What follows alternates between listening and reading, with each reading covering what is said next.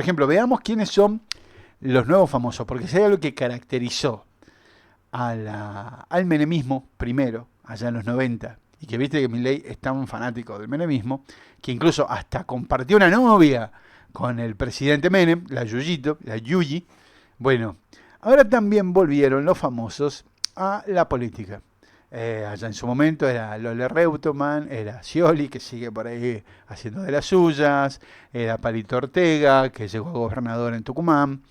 Bueno, ahora tenemos gente quizás de no tanta trayectoria, pero sí de gran renombre hoy en día. Por ejemplo, tenemos a Virginia Gallardo, es actriz y vedette, ahora diputada nacional por La Libertad Avanza por Corrientes. Era una diputada que es la que decía que en Argentina había 57 millones de personas. Cuando preguntaba cuánto había, ella decían, sí, somos 57 millones de personas. Porque ella decían que habían sacado a 12 millones de personas de la pobreza, pero todavía faltaban como 40 más, 40 millones más. Así que bueno, esa mujer es ahora, y por 4 años, diputada de La Libertad Avanza por Corrientes. Después, Sergio Tronco Figliuolo. Creo que se pronuncia así, no lo conozco mucho. Sé que es el periodista y el conductor de streaming que es compañero de Alejandro Fantino. Ese que si uno lo busca por Google, va a ver que el tipo apareció con 4 termos o 2 termos en la cabeza y un papel film diciendo de que él iba a ser diputado y iba a ser un diputado termo, que lo único que iba a hacer ahí era aprobar todo lo que Milei le pida. Eso dijo, textualmente. Y se presentó y ganó. Entonces, sepan que Tronco, como le dice el mismo Fantino muchas veces, le dice Tronco, Tronco, bueno, Tronco ahora es diputado electo por la provincia de Buenos Aires. Karen Reishan, que todos sabemos que es Karina, no me acuerdo cuánto es el apellido, Karina Gutiérrez, que era una cosa así, pero que ella misma, como se autopercibe aria de la cabeza y de otros lados de su cuerpo, según lo expresó ella en sus redes sociales, eh, es una actriz y es vedette, ex vedette, secretaria de Jorge Ginsburg, apareció desnuda en Playboy un par de veces, es ahora diputada nacional por La Libertad Avanza, también en la provincia de Buenos Aires. Y por último, Lorena Villaverde, que no es una vedette, pero Lorena Villaverde es aquella diputada que estuvo presa en Estados Unidos por comerciar cocaína, por narcotráfico, que fue a comprarle 1 kilo de cocaína a un vendedor en Estados Unidos y que resultó que los vendedores eran policías encubiertos y que la metieron presa. Y después pagó una fianza, hizo unos arreglos y pudo salir de Estados Unidos y venir a Argentina. Y que ella, su pareja, es quien le prestó la casa donde estaba preso el narco Fred Machado, que fue extraditado a Estados Unidos hace poquito. Y en medio de todo esto, bueno, ahora esa mujer es senadora de La Libertad Avanza por Río Negro. O sea, esa mujer ahora tiene 4 años más de fueros en un partido donde dicen constantemente luchar contra el narcotráfico. Entonces tienen como senadora una mujer que estuvo presa por narcotráfico y que su pareja es la que le presta la casa donde tenía su prisión domiciliaria un narcotraficante, hoy extraditado a Estados Unidos, y que esa persona no era otra cosa que el chofer, en teoría, de ese narcotraficante, pero que tiene mansiones, autos y un montón de cosas, que es, según ella dice, un amigo. Pero según dijeron los hijos, ahí la tenemos exactamente, muchísimas gracias Marcelo, a la señora Lorena Villaverde, hoy en día senadora, y que ella es la que quedó después de que se va el pelado expert, que, paréntesis, es el gran perdedor de estas elecciones, porque acabamos de ver qué tanto le chupó un huevo a la gente en Buenos Aires el haber tenido un candidato narco en la lista. Porque mirá, te creo que con el quilombo de expert quizás hubiesen perdido algunos votos. O sea, lo lógico es que si vos tenés una lista donde tenés como principal candidato a un narco y una semana antes se baja de las elecciones y entró el Colorado Santilli, y ustedes se acuerdan todo el despelote que había, que queremos cambiar el afiche, que no esté el pelado en la boleta, que el pelado siguió en la boleta y la gente lo tenía que marcar al pelado para votar al Colorado, como decían ellos mismos. Bueno, ganó. O sea, no es que perdieron por poco, ganaron en la provincia de Buenos Aires. O sea, acabamos de darnos cuenta que tanto le chupa un huevo a la gente tener un narco candidato. Y acá es donde nos preguntamos exactamente, ¿qué vota la gente cuando vota?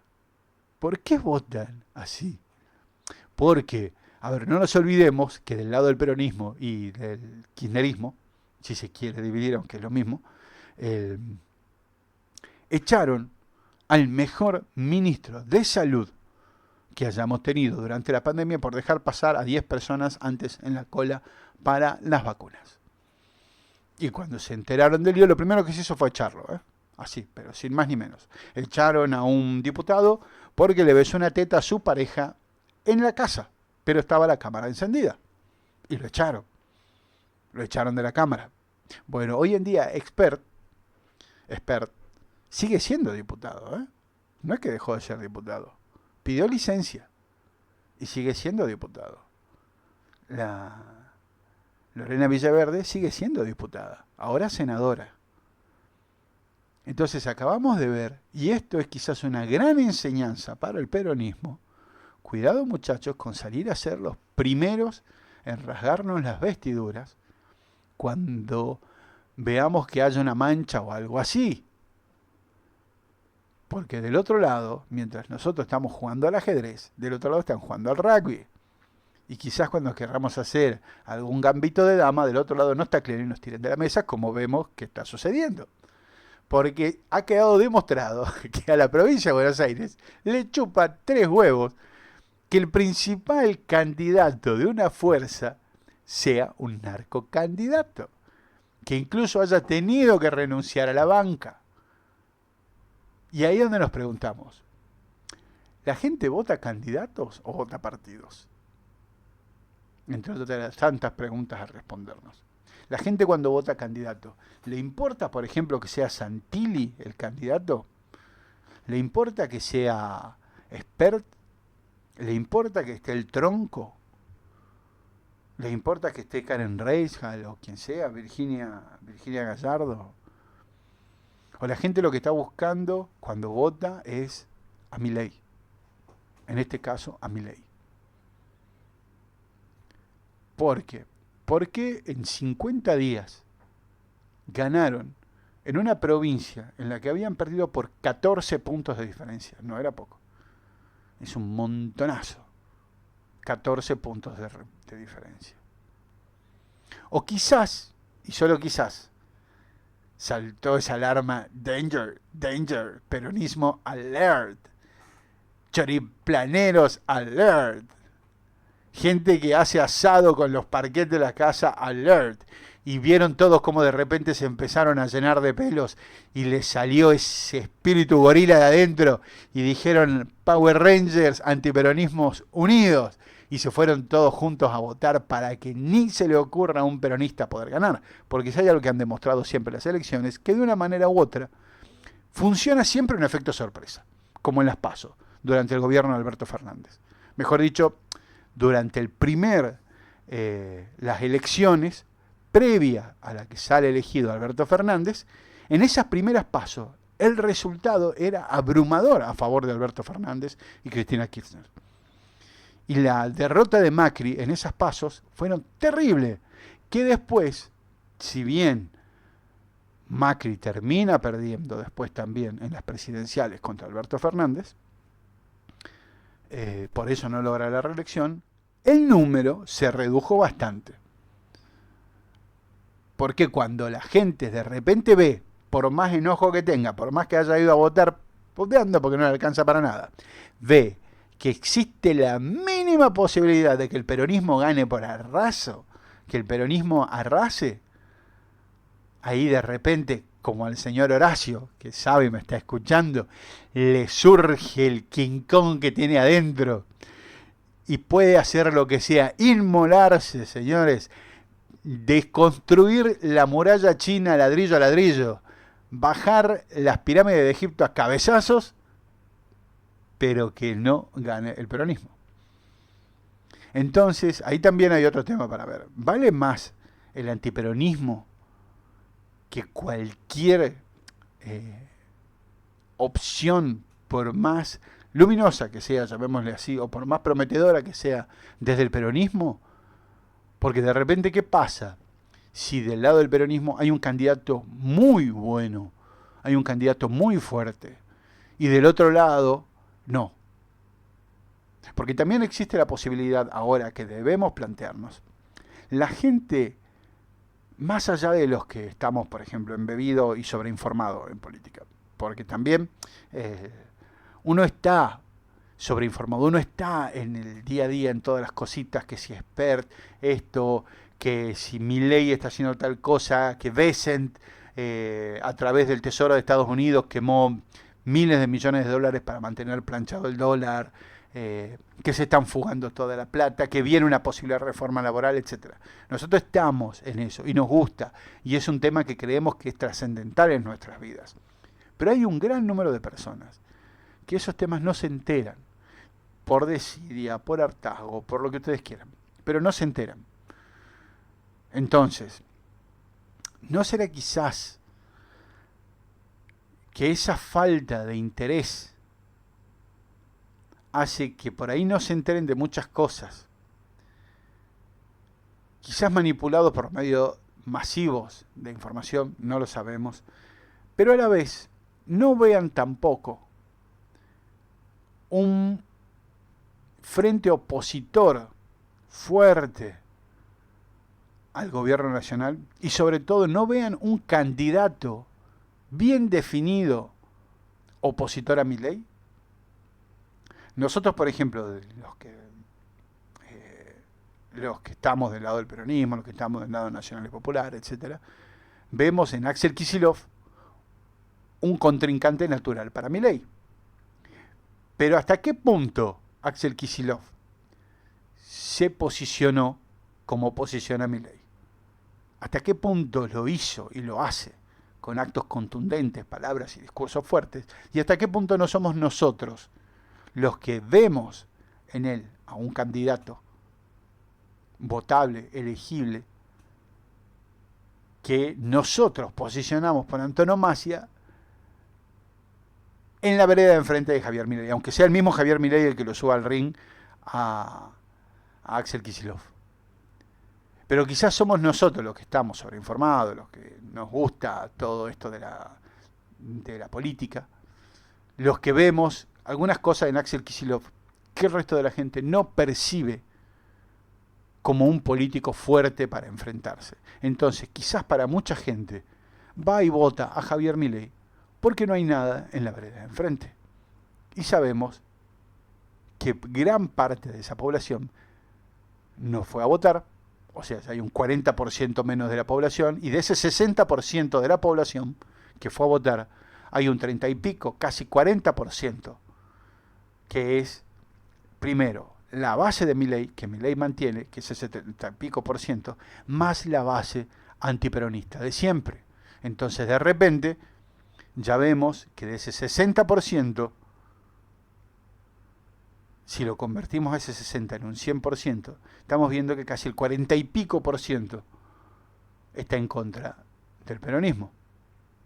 Y si a eso le sumamos la base fuerte, la base fiel de lo que sigue a Milei, de repente podemos empezar a tener una lectura más clara de lo que sucedieron en las elecciones. Entonces, ¿qué hace falta para que el antiperonista de repente ponga en duda quizás su antiperonismo?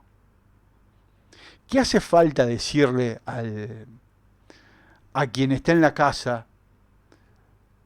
¿Qué hace falta que vea en un opositor para que de repente vea ahí la posibilidad de un cambio verdadero que lo beneficie? Porque yo estoy seguro que si alguien ve en una figura opositora o si alguien ve en una figura política, en una figura de un representante o una representante política, la esperanza real de un cambio y una mejora, estoy segurísimo de que esa persona va a ir a votarla sin que le interese si es o no es peronista. Así como lo hemos visto en otras veces, cuando el pueblo entero fue a votar masivamente a Cristina Kirchner 2 veces. Porque en ese momento, Cristina Kirchner, después de un excelente gobierno de Néstor Kirchner, significaba la continuidad de ese gobierno. Entonces fueron y lo votaron. Y la votaron convencidísimos. Y fue la segunda parte de la que se recuerda hoy en día como la década ganada. Que después se vio absolutamente desdibujada para la gran mayoría, en su tercera parte, que es el segundo mandato de Cristina Kirchner, donde empiezan a haber ya muchas variaciones económicas y muchas protestas que empezaban, por ejemplo, no sé si recuerdan los memoriosos, que la primera protesta que se hace, la primera manifestación que le hacen a Cristina Kirchner es porque no podían entrar los vasitos de Starbucks a Argentina. Esa fue la primera manifestación que le hacen a Cristina Kirchner, porque los vasos de Starbucks no podían entrar a Argentina. Y después eran porque unas marcas de tampones no podían entrar a Argentina. Entonces esas fueron las primeras manifestaciones que se comió Cristina Fernández. Y después veíamos, por ejemplo, también durante un gobierno peronista, me acuerdo, a Patricia Bullrich con cartelito, Patricia Bullrich y Federico Sturzenegger, con un cartelito que decía una inflación de 1,4%. O sea que todo se iba al tacho por una inflación de 1,4%. Esas eran las protestas. Mientras lo que se discutía en ese momento ya era la participación, como marca la Constitución, en las ganancias de los trabajadores y la reducción de la jornada laboral. Esas eran las discusiones que estaban planteadas en esa época. Y hoy en día, a muy pocos años vista, si bien es cierto que no pasó ayer, pero hace 20 años quizás, estamos discutiendo una jornada laboral que se extiende 12 horas, en la que un patrón decide cuándo podés tomarte las vacaciones, un patrón decide cuándo te despide o no, sin pagarte un juicio alguno, y un patrón decide si este mes trabajaste más y te mereces que te pague más, o este mes, si él considera que trabajaste menos, te paga menos. O si él decide, él o ella, decide que necesita parte de tu sueldo para poder hacer algo, de repente ese mes cobras menos y te dice que es porque no se produjo lo suficiente. Y si no te gusta, amigo, amiga, ahí tiene la puerta, puede retirarse, porque seguramente en este paraíso libertario va a haber un montón de gente buscando laburo, así como sucede hoy por hoy.